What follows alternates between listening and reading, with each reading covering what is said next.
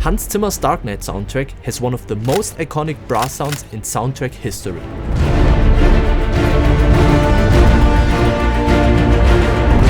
I recently recreated one of the cues to find out what Hans does, and what I discovered actually surprised me. Behind this massive wall of brass sound lies a pretty simple structure that's made out of just 5 layers.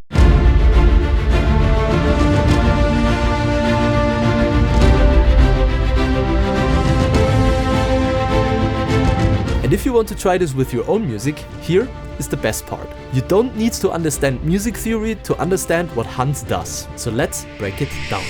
Just a quick heads up, thanks to VSL for supporting this video. Throughout the video, I exclusively used their Big Bang Orchestra. Well, with one exception, but more on that in a second. Now, let's break it down. Alright, so here's the cue, and we're going to start on the bottom with layer number 5. This is the low brass rhythm.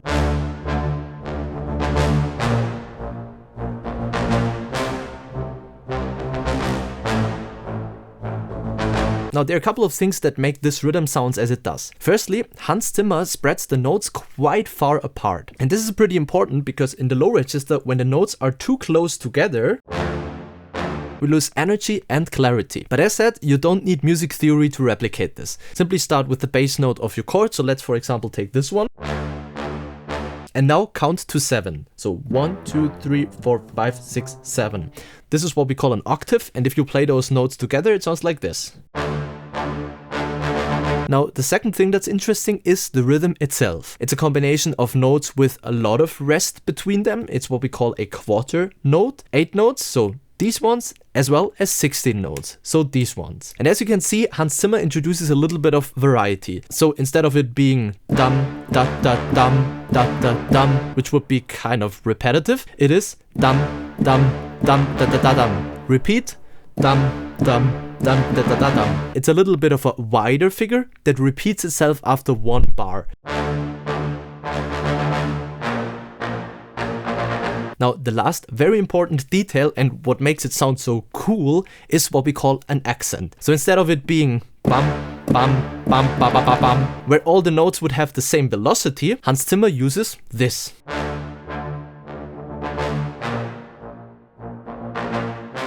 You see the red color over here, as well as these 2 red colors. These are our accents. So in between, those notes are lower on the velocity. So let's quickly summarize. We use the low brass rhythm with our root note in octaves. We introduce an interesting 1-bar rhythm. And we add accents to make it sound more cool. But now let's get to layer number 4, the low mid brass steps.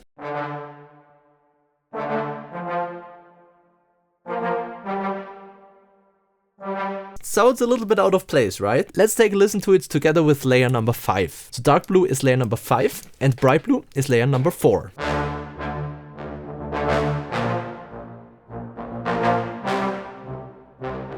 So this layer is much more simple and it's there to support our low rhythm. So it's basically supporting the key accents that we discovered earlier in our low brass register. But this time we are not only using the root note of our chord, but we make it a little bit more interesting. So let's say our first note was this one over here. Remember on the last layer we counted till 7, so 1, 2, 3, 4, 5, 6, 7. This time we count to 4, so 1, 2, 3, 4. And you also see we are not down here anymore, but we are up here. And this, by the way, a little bit of music theory, is called a fifth because we're always counting the first notes together with it. So truthfully, we would count 1, 2, 3, 4, 5, and then we have the fifth.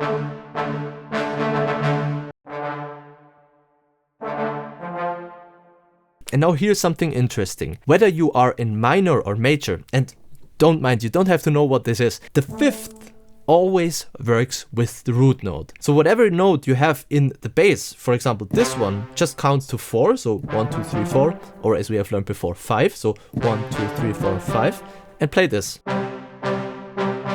Okay, but let's get back to layer number 4 and see what he does over here. This is our first time where he introduced what we call a third. So this time we don't count to 4 or 5, but we count to 2 or 3. Okay, let's always count the first notes together, okay? It makes it a little bit easier. So 1, 2, 3. So So this is also what makes Hans's cue sound so special in the second part.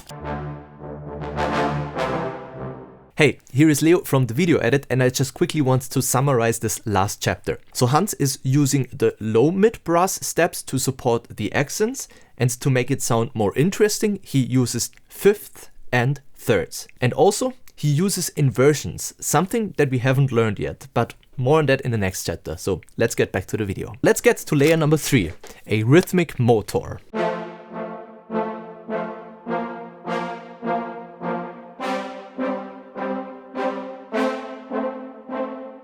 So the function of this horn is to create forward movement, and it does it through playing each quarter note. So we have 1, 2, 3, 4, and the horn always plays 1, 2, 3, 4, 1, 2, 3, 4. Okay, now here it becomes a little bit more complicated when it comes to the voicing, because what Hans is using here is called a inversion. Sounds complicated, but hold on, you will understand it in a sec. So remember when we had our third, so we had 1, 2, 3, and we played this.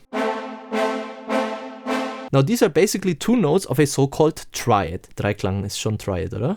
Dreiklang. In German we say Dreiklang. Triad, okay. And remember from layer number 4, we already met the fifth, which is 1, 2, 3, 4, 5.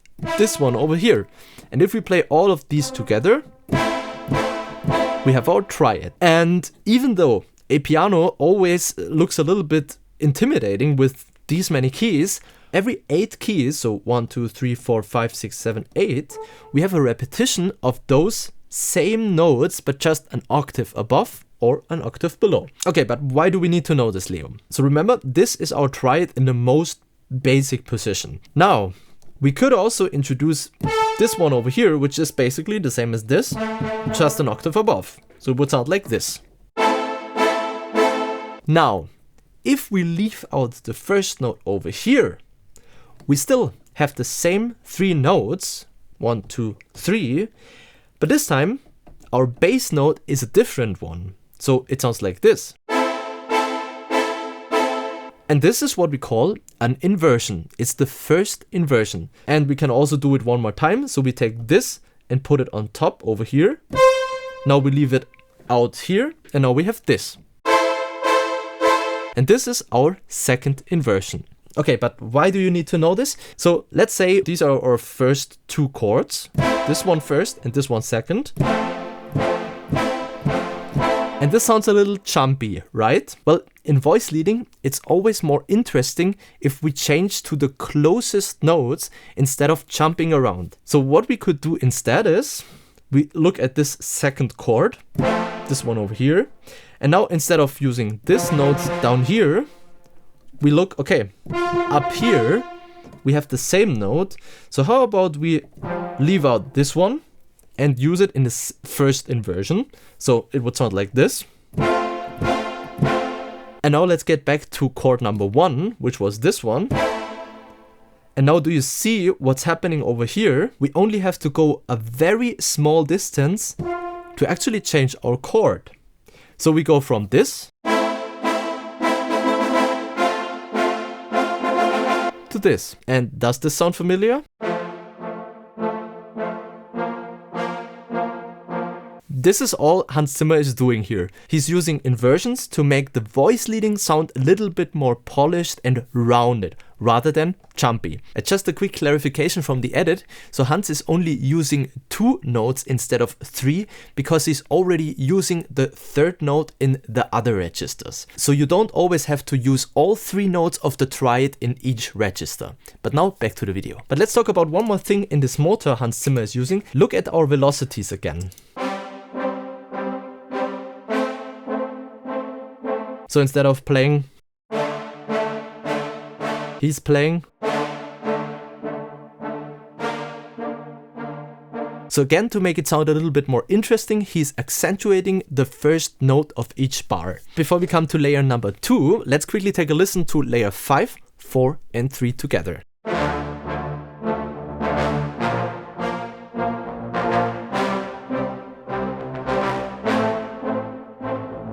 But now let's get to layer number 2, and this is our melody.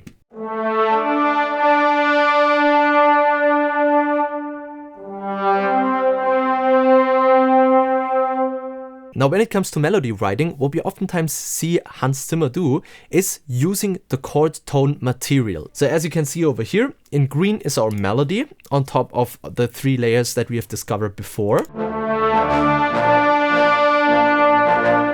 Now, I'm a huge Hans Zimmer fan, and I've listened and analyzed a lot of pieces of him, and what I realized with his melodies is that they oftentimes use the third of a triad. When I write a melody, I always try to integrate the third into the melody because it just gives a little bit more character. You also see this in Hans Zimmer's work. So for example, in Time, what he does is he plays the A minor and the third note is the C, so he takes this into the melody. Next up he plays the E minor and again he uses the third, and then we go to G, and guess what? It's again the third note, and now we go to D major, and here we have Time.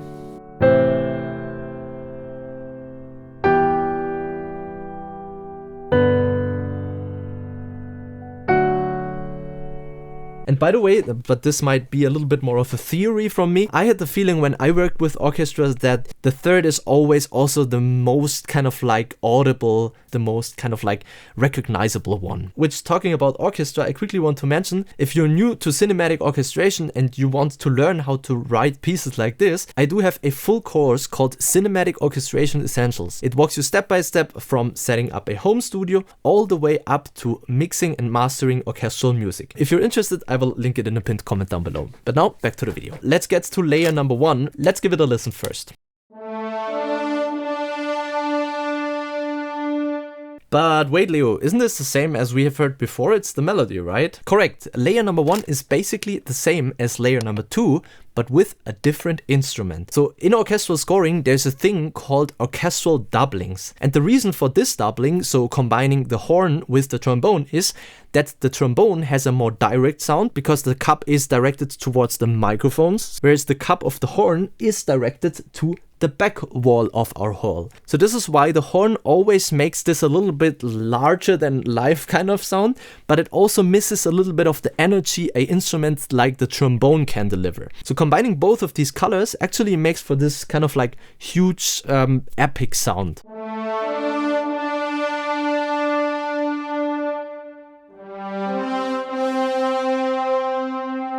And one more thing, we always want to use the dynamics of our instruments. So as you can see over here, did you see those slight changes between mezzo forte and forte? So between medium loud and loud. And I did this using my controller over here, but you can also simply click the bottom down here. So these curves down here, they control our instrument over here. By doing this, it feels much more alive and musical. Now let's give a quick listen to all the brass layers.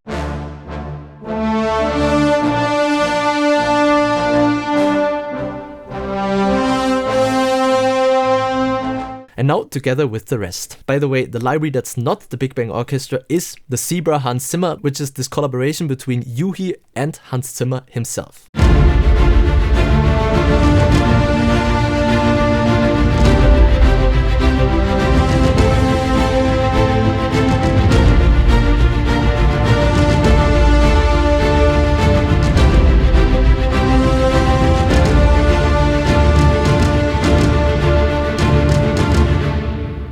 I hope this video was helpful. If you want to learn some more cinematic orchestration, click on the video on the screen right now.